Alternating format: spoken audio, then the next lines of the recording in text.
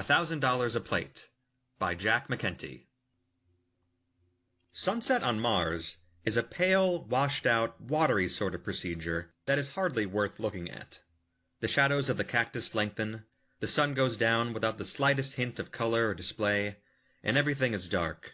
About once a year there is one cloud that turns pink briefly. But even the travel books devote more space describing the new sign adorning the Canal Casino than they do on the sunset. The night sky is something else again. Each new crop of tourists goes to bed at sunrise the day after arrival with stiff necks from looking up all night. The craters of the moons are visible to the naked eye, and even a cheap pair of opera glasses can pick out the buildings of the Deimos space station. A typical comment from a sightseer is, "Just think, Fred, we were way up there only 12 hours ago." At fairly frequent intervals, the moons eclipse. The local Chamber of Commerce joins with the gambling casinos to use these occasions as excuses for a celebration. The Mardi Gras includes floats, costumes, liquor, women, gambling, and finishes off with a display of fireworks and a stiff note of protest from the nearby Mars Observatory. The day after a particularly noisy, glaring fireworks display, the top brass of the observatory called an emergency meeting. The topic was not a new one, but fresh evidence, in the form of several still-wet photographic plates, showing out-of-focus skyrocket trails, and a galaxy of first-magnitude aerial cracker explosions was presented. "I maintain they fire them in our direction on purpose," one scientist declared. This was considered to be correct, because the other directions around town were oil refineries and the homes of the casino owners. "Why don't we just move the observatory way out in the desert?" the technician demanded. "It wouldn't be much of a job." "It would be a tremendous job," said Dr. Morton, the physicist. "If not for the glare of city lights on Earth, we wouldn't have had to move our telescopes to the moon. If not for the gravel falling out of the sky on the moon, making it necessary to resurface the reflectors every week, we wouldn't have had to move to Mars. Viewing conditions here are just about perfect, except for the immense cost of transporting the equipment, building materials, workmen, and paying us triple time for working so far from home. Why, did you ever figure the cost of a single photographic plate? What with salaries, freight to and from Earth, maintenance, and all the rest? It's enormous."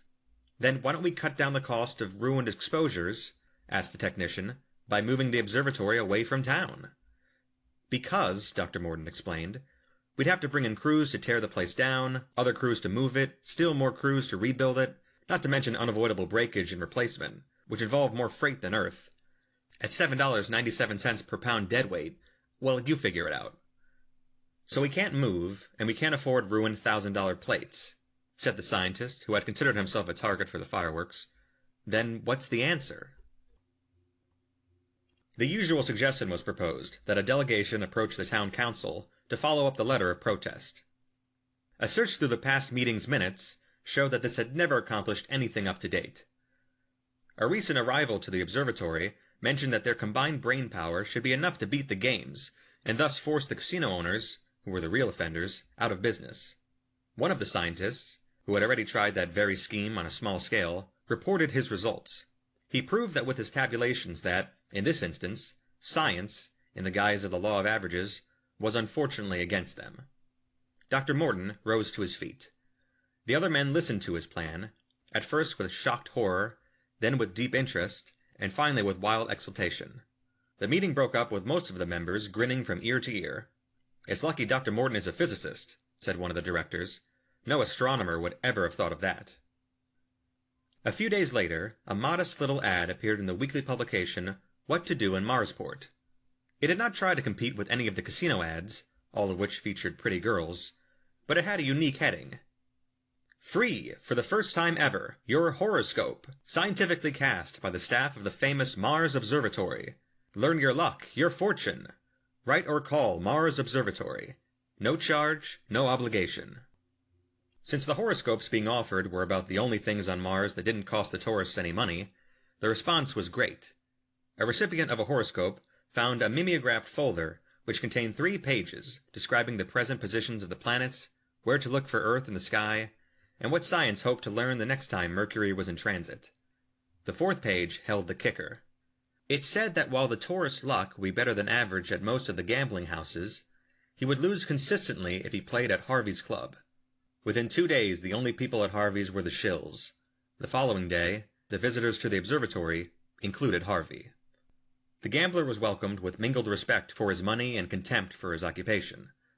He was taken immediately to see Dr. Morton, who greeted him with a sly smile. Harvey's conversation was brief and to the point. "How much?" he asked, waving a horoscope under Dr. Morton's nose. "Just a promise," said the scientist.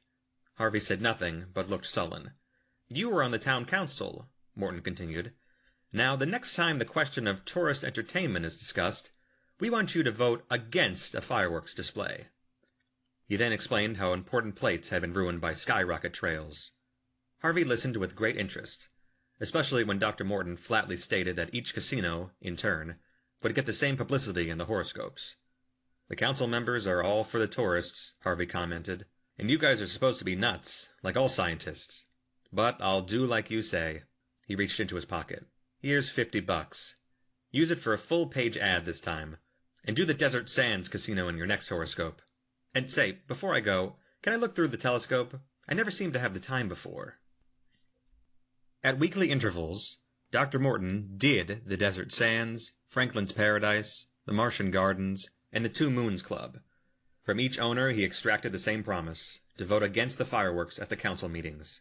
The technique was settling down to a routine. Each victim came, made the promise, paid for the following week's ad, named the next casino, and was taken on a tour of the observatory. Then disaster struck. It took the form of an interplanetary telegram from Harvard Observatory, their parent organization.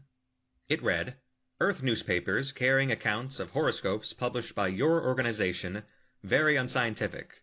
Must stop at once, find other solution. L.K. Bell, Director." Dr. Morton was eating alone in the staff dining room when he noticed a familiar face beside him. "Harvey," he said, "guess you've come down to gloat over our misfortune." "No, Professor," said Harvey. "You've got my promise to help you boys, and I'll stick by you. It's a rotten shame, too. You just about made it. The rest of the club owners saw the writing on the wall, and were going to cooperate you when the telegram came. All of us got contacts in the telegraph office, so they heard about it soon as it arrived and stayed away." Dr. Morton said, "Yes, I suppose they would. It's not much we can do now." "There are 13 members on the council," Harvey continued, "and you've got 5 of us. If that telegraph had only come 1 day later, no more fireworks. But I got an idea." Dr. Morton pushed aside his empty coffee cup and stood up. "Let's get out in the fresh air." The town council was adding insult to injury by staging one of the biggest fireworks displays ever. It consisted of practically all skyrockets. Dr. Morton expressed wonder at their supply. Harvey explained they were made right on Mars. He went on to tell his idea. "I was real interested in everything when you took me around the first time I was here," the gambler said. "The same goes for the other boys who saw the place. Most of us meant to come out here and look around sometime. But you people work nights, and us mostly working nights too, we never got around to it. How about arranging an exclusive tour sometime, just the club operators and their help? Then when they see everything, you could offer to name a star after them, or something. If I hadn't already promised, I'd be willing to promise, just to be able to point in the sky and say, 'That's Harvey's star.'" Dr. Morton smiled gently. "That's a wonderful idea," he said, "but I don't think it would work. Any stars worth looking at with the naked eye already have names. The only ones we could name after people are so far away that it would take an exposure of several hours just to see them on a photographic plate. You wouldn't be able to point yours out at all. Besides, Harvard Observatory wouldn't stand for this idea either. It would make as much sense to them as you naming a poker chip after me." He sighed. "But in any case, we would like to have all the owners over sometime. It might improve relations somewhat." The two of them watched a rocket wobble all over the sky before exploding. "Let's go back inside," said the physicist. "Maybe we can arrange that tour for Sunday."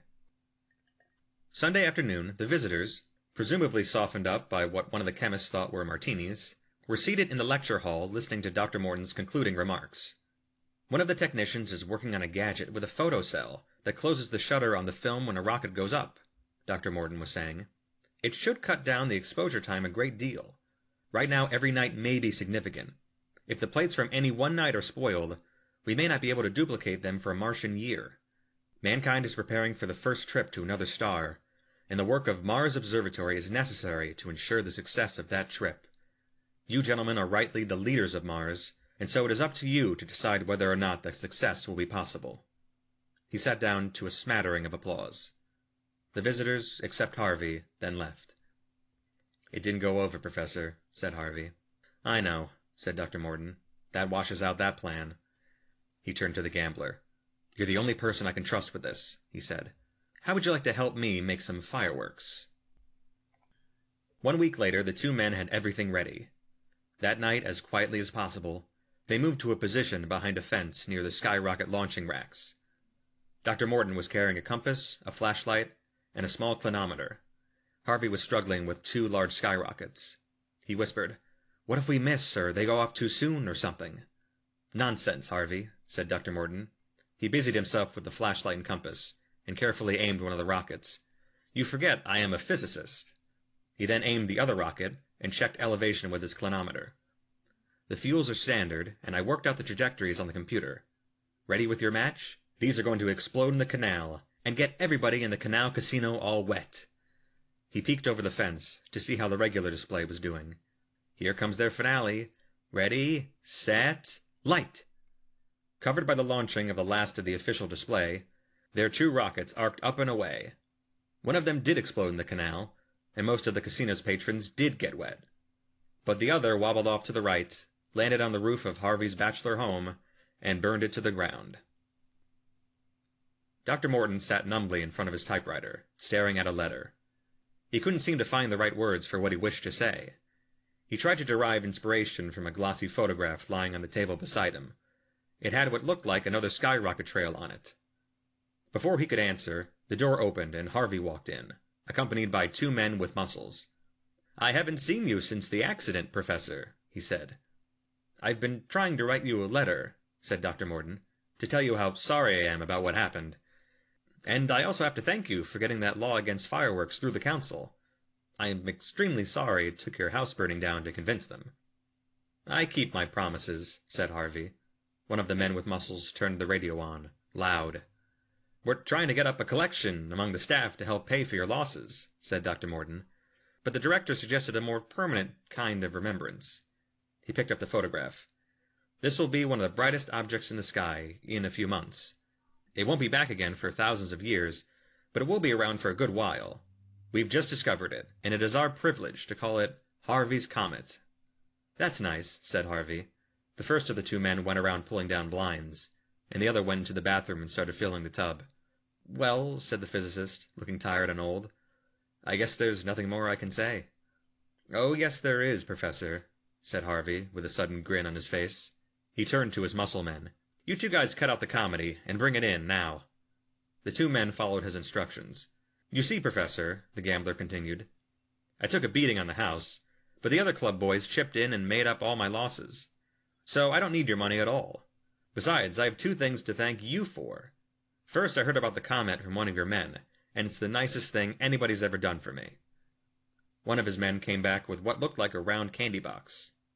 "Second, that fire was the best publicity stunt I could get. It made the papers back on Earth, and all the new tourists are packing into the Harvey Club. Even the other operators are playing my tables. That's why I want you to have this." He handed Dr. Morton the box. It read Harvey's Club in the center, and Dr. Morton's poker chip around the edge. Across the bottom, it said 5,000. "That's dollars in it, Professor," said Harvey. "Don't spend it all in one place." $1,000 a Plate by Jack McKenty.